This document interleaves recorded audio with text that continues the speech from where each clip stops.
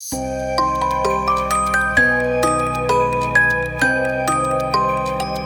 خاوتي، ان شاء الله تكونوا كامل ملاح ولا خير. اليوم جيتكم بحقيقه مثلث برمودا.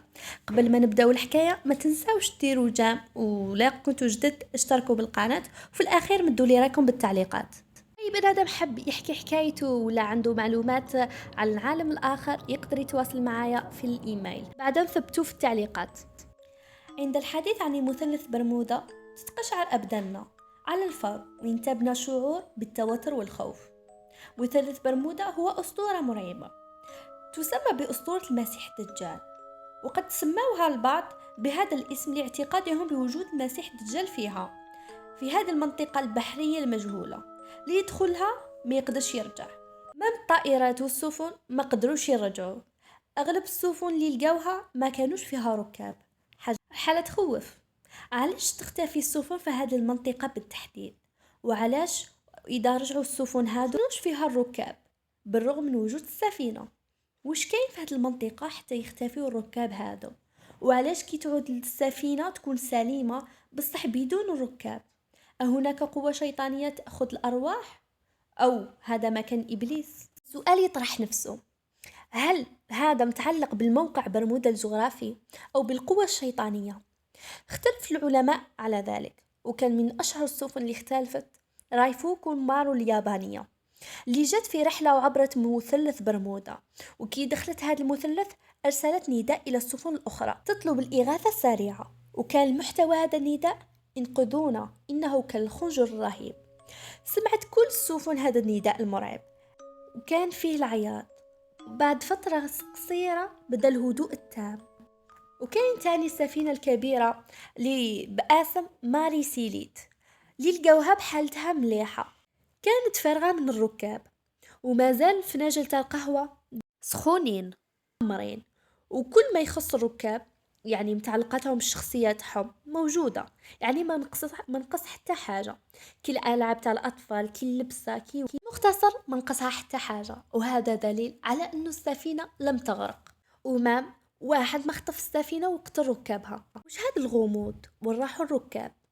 هي مفاجأة للعالم، والحل اللغز هذا اللي حير العلماء والباحثين واللي ما زالوا يبحثوا، وكان صعب عليهم لذلك التحقيق علمي، ولكنها حقيقة، وحقيقة كاملة راح نحكيها لكم. يحكي الصحفي بأنه بفضل الله قدم هذه الهدية بسهولة، بصح هو بذل بزاف جهد وبزاف مال وبزاف طاقة باش يستضيف هذا الجني المسلم، باش يتقرب منه ويدلو معلومات عن عرش إبليس. لأنه بس باش قنع الجني هذاك باش يحكي له، كان يتظاهر باللي راهو راقد ويسي يهرب منه، بصح هكاك وحكاله في الاخير.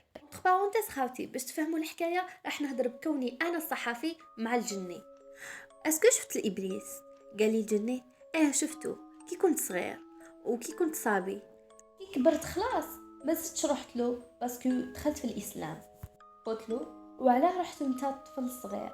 قال له ما رحتش بخاطري، الوالد تاعي هو اللي اداني عنده اللي يمسح على يدي على سبيل البركه يعني. قلت له لعنه الله عليه، الحمد لله عليك كي سلمت. الحمد لله. قلت صف لي شكله. قال الجني كما الاوصاف اللي قلت لك عليها على الجن، ولكن ربي سبحانه وتعالى عاقب ابنائه من ذريته بالقبح، وكي كان اي يعني كي يجي يتشكل في اي صوره يكون ماشي شباب.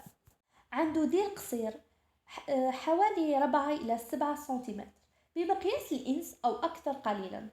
قلت له وهل الذيل في عامة الجن أم إبليس وذريته فقط؟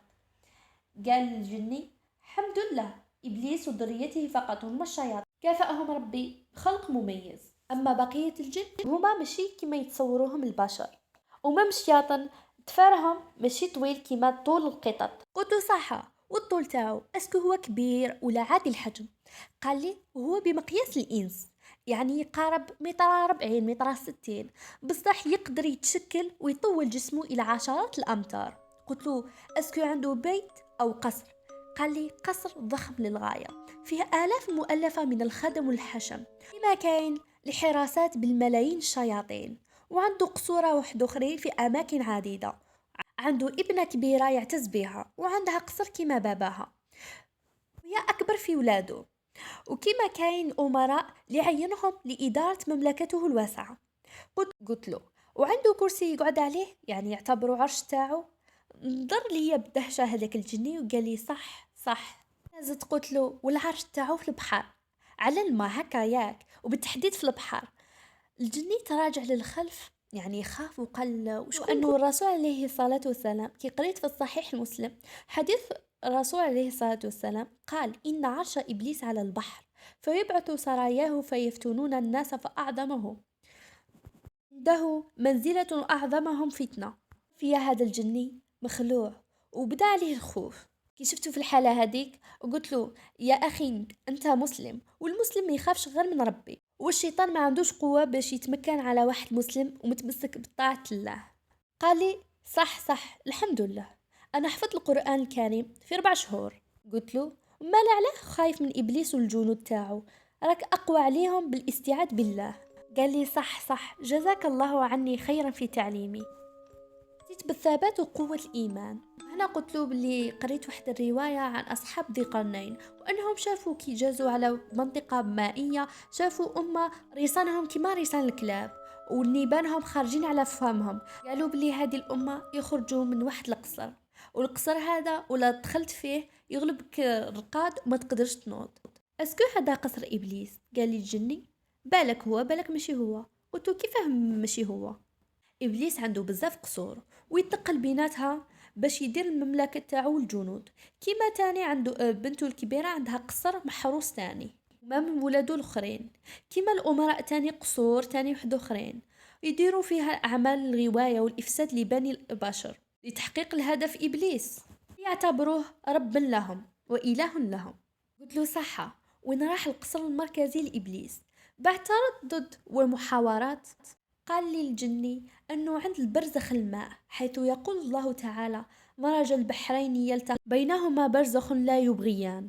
قلت له صح صاحبي، اسكو تقصد لقاء النهر بالبحر أم البحر بالبحر؟ سكت وقال أعني ما قلت. قلت له صح وين إكزاكت؟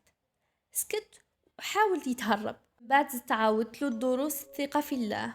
بعد أنا فجرت القنبلة اللي داخلي ويعني جبتها من الاستنتاجات تاعي وقلت له هنا تسمى قصر المركزي لإبليس هو مثلث برمودا. لمعوا عينيه ودر روحو راقد، كان في حالة من القلق ما شفتوش هكاك من قبل. هنا أنا قلت له جنود الإبليس وشبيهه البشري والرجال تاعو من الإنس والجن وراء الحوادث اختفاء الطائرات والسفن اللي تدخل هذا المجال، خاصة قوات الطائرات والسفن والركاب في هذه المنطقة غير مسلمين، فلاحظنا ضد العدوان الشيطاني وعلى بها قليل وين ينجى إنسان كيفوت على هذا المثلث. وبلا ما ننساو أنه الشيطان يقدر يتشكل بأي صورة، ما كاش شك في الحواس تاعو والقدرات تاعو. هنا سكت الجني وبان في اللمعان في عينيه والحيرة. قال لي كاش نهار نقول لك سير أكتر من هذا. قلت له لا بالعكس أنا اللي راح نكشف للعالم هذا حقيقة هذا المثلث الغامض. إيه الهضرة هذه كما قلتها أنت. قلت له وتاني الحادثة رحلة 19 اللي كشف أمر هذا المثلث. قال لي هذا الأمر قديم وما الصيادين يخافوا يدخلوا هذه المنطقة. قال واحد ما يقدر يفوت هذه المنطقة بدون إذن إبليس. قلت له كيف يعطي إذن بالعبور؟ يمين ذاك؟ قلت له كيفاش هذا؟ قال الجني كانوا بعض يقولوا نعود بسيد هذا البحر من العدوان. استغفر الله يا ربي. كما كانوا يديروا الأهل الجاهلية العرب مع الجن كي يفوتوا على الصحاري ولا مناطق غير أهلة للسكان يهدروا هذه الهضرة. ولا كانت طائرة أو سفينة فيها ساحر ومواثيق وعقود أو عهود مع الشياطين هنا يخليهم يفوتوا، سينو يخضع عليهم تجارب وفحوص في الدولة الإبليسية ويقدموهم للذبح باش يرضوا إبليس، خاصة ولا عرفوا بلي غير الإسلام والدين محمد صلى الله عليه وسلم. وهنا يكون الخطف والذبح هذه في الأيام الأعياد مواسم إبليسية.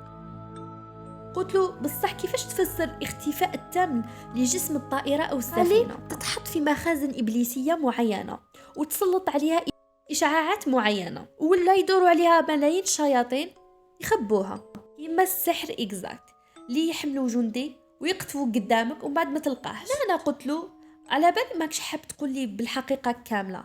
قال لي الجني أنا هنا نحبس، ما نزيدش نقول أكتر من اللي قلت.